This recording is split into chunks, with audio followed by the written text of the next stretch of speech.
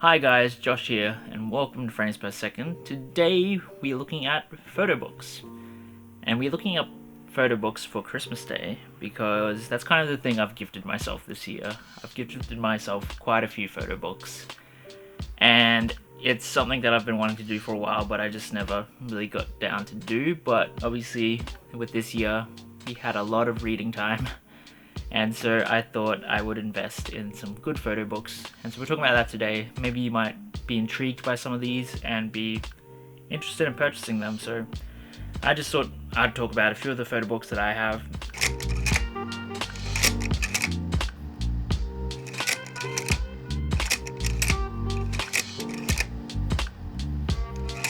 Okay, so I thought we'd start with one of my favorite photographers ever, and obviously I like all these photographers, otherwise I wouldn't have their books, but this is one of my favorites, and that is Joel Meyewitz's Where I Find Myself. Joel Meyewitz is definitely one of my favorite photographers, and as far as street goes, he's definitely a big influence on me because of his use of color. Where I Find Myself is kind of a condensed version of his works.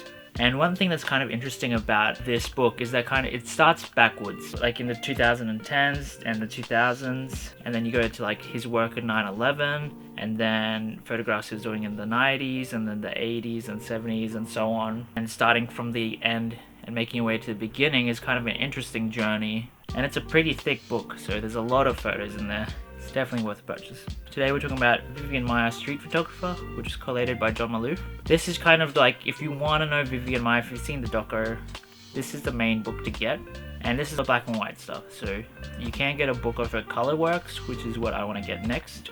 And then there's a few other books you can get. It's beautiful, the images are amazing. One thing I do kind of find strange, I don't know if this was John Maloof's choice or because they did talk to the lab she liked to use in France, it's the way they did things, but a lot of her black and white work comes out with this brown tinge. She's obviously become a legend for a reason, and it's sad that we couldn't celebrate her while she was alive. And while we're talking about female photographers, let's talk about Helen Levitt. Now this book is just called Helen Levitt, but it is a collection of her street photography, and Helen Levitt is somebody that's been around for a long time, but doesn't get the recognition that Joel Meyewitz, Gary Winogrand, and even Vivian Meyer are getting now, but she's just not getting that buzz on the internet. And her book is beautiful. It's mostly black and white, there is some color towards the end. Highly recommend Helen Levitt. She's a great photographer. There's a second book of hers that I really want to get. Shout out to Helen Levitt. I hope you get more praise on the internet in the future. So next we're talking about Camille Jose Vergara, who is a New York street photographer. And we're talking about his book, The Unmaking of a Ghetto, Harlem, which is a fascinating photo book.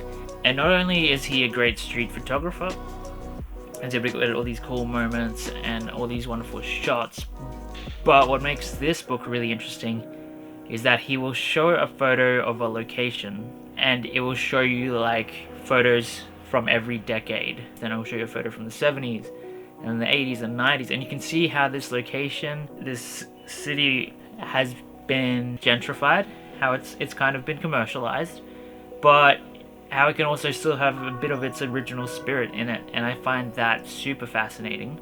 Let's talk about Fred Herzog's Modern Color. And Modern Color is a stunning photo book filled with cityscapes, people, signage, just everything full of color. And if you've watched my channel before, you know that I love color, and I primarily shoot color. Like, I'd say 90% of what I shoot is color, 10% is black and white.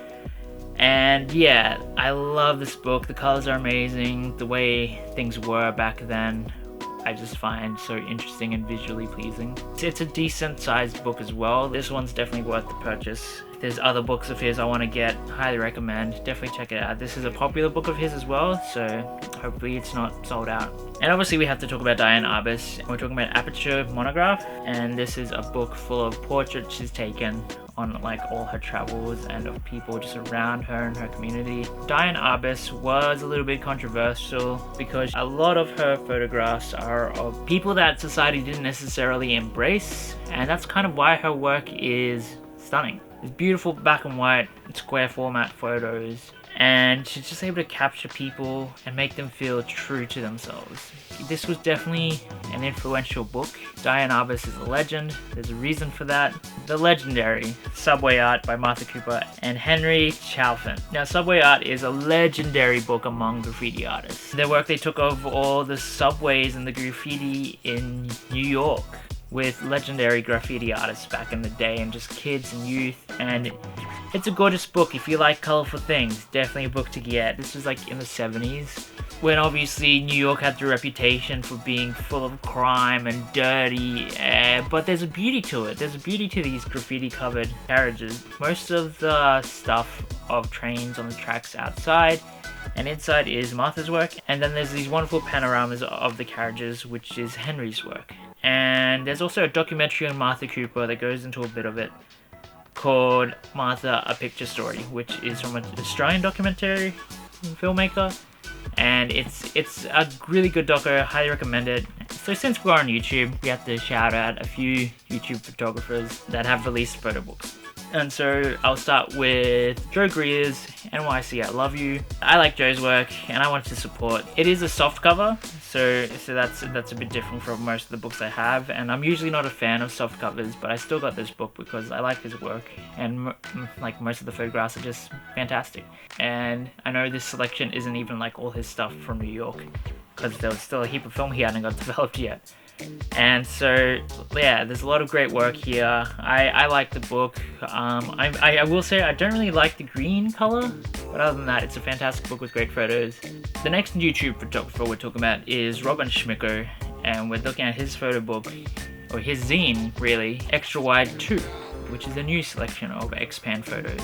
And Robin's channel is definitely known a lot for his X-Pan videos, and the X-Pan is a camera that I'm definitely lusting after. I have a background in filmmaking, and so I do love that widescreen kind of field of view.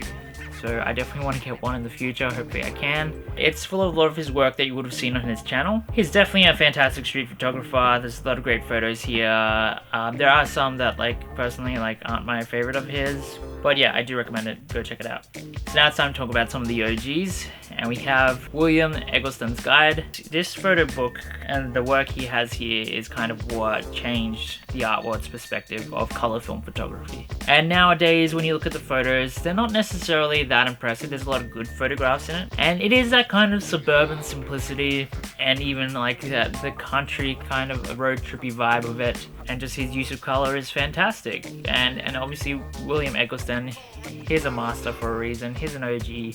Not everything is groundbreaking in this book anymore, but at the time it was, and it does deserve the respect of being first. And of course we have to talk about Robert Frank's The Americans, which is easily the most iconic photo book of all time as far as street photographers go.